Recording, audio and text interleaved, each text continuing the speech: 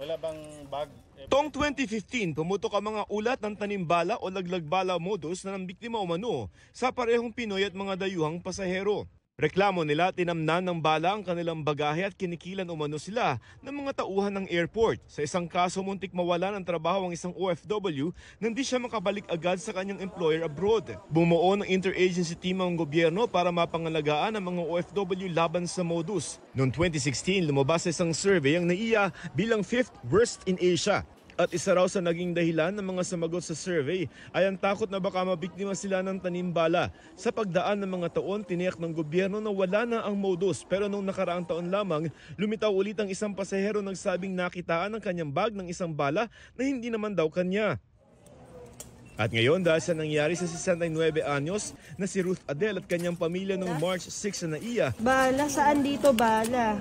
Napapatanong ang ilang netizen, nagbabalik ba ang tanimbala? May nakita umunong bala sa bag ni Adele kaya pinuntahan siya ng mga taga-Office for Transportation Security kahit nasa boarding area na sila ng eroplano. Ano naman? Rosary. Rosary. O baka ito. Pang-ano ko po sa ilong. Taliwas sa akusasyon, walang nakitang bala, basyo o anting-anting sa bag ni Adele. Wala ako dun sa nangyari, ma'am. So hindi nga po kami, yan lang po. Yes or no? Empty shell? Ang bahala na naman yan. Kasi anting-anting, yun yung una ninyong sinabi. Sabi niyo ba, basyo? Ngayong chinek, ano na? Pero gusto pa sana raw silang dalhin sa opisina ng OTS para scan ulit ang bag. Sa puntong ito, nakalampas na raw sila sa x-ray machine at hindi umano sigurado ang mga sumita kung anong bag nila ang may laman umunong bala. Pagdadala. Nag-iisa ko, mami, doon sa meron silang nakaipit na bala, ilagay nila doon sa bag ko. Sa kanyang post tungkol sa insidente, binanggit din ni Adele na tila nangingiti pa ang mga taga-OTS. Tumatawa pa po siya noon. Akala ko nga po namin talaga nagpa-prank siya kasi hindi po yung the way na dinideliver niya yung message parang hindi wala pong professionalism, bastos. Nakasakay naman sila sa eroplano pero gusto nilang kasuhan ng 3 sangkot na OTS personnel. Sinibak sa pwesto at inilagay sa floating status ang 3 habang iniimbestigahan ng DOTR ang insidente. We are sending a message loud and clear to everyone in government that we will not tolerate this sort of behavior against our citizens. Ang OTS naman aminadong may mali na isinagawa ang inireklamong inspeksyon lampas na sa x-ray counter. May pagkukulang rin po talaga ang ating mga tao dahil hinabol pa po nila doon sa boarding gate. Once you are screened and cleared by the screener, you're done. Pinarerepaso ng DOTR ang protocol. May paalaala ang Department of Transportation sa mga empleyado ng gobyerno na nasa airport lalo't nagsisilbi sila sa publiko. Bawal ngumisi.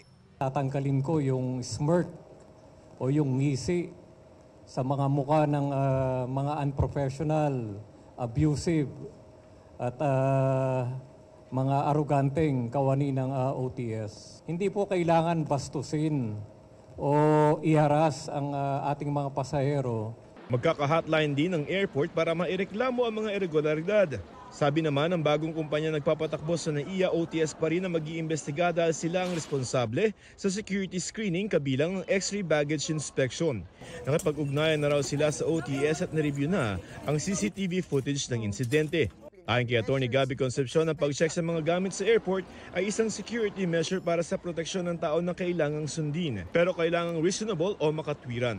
Pero dapat ito ay hindi gawin sa paraan na magre-resulta sa perwisyo ng ibang tao o ng pasahero at baka kayo, yung gumagawa ng mga search na ganito, baka kayo ang susunod na ma-file ng kaso.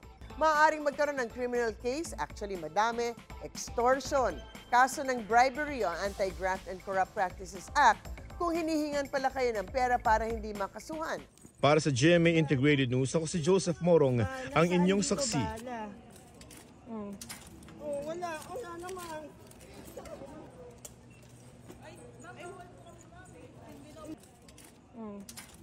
Wala. Mga kapuso, maging una sa saksi. Mag-subscribe sa GMA Integrated News sa YouTube para sa iba't ibang balita.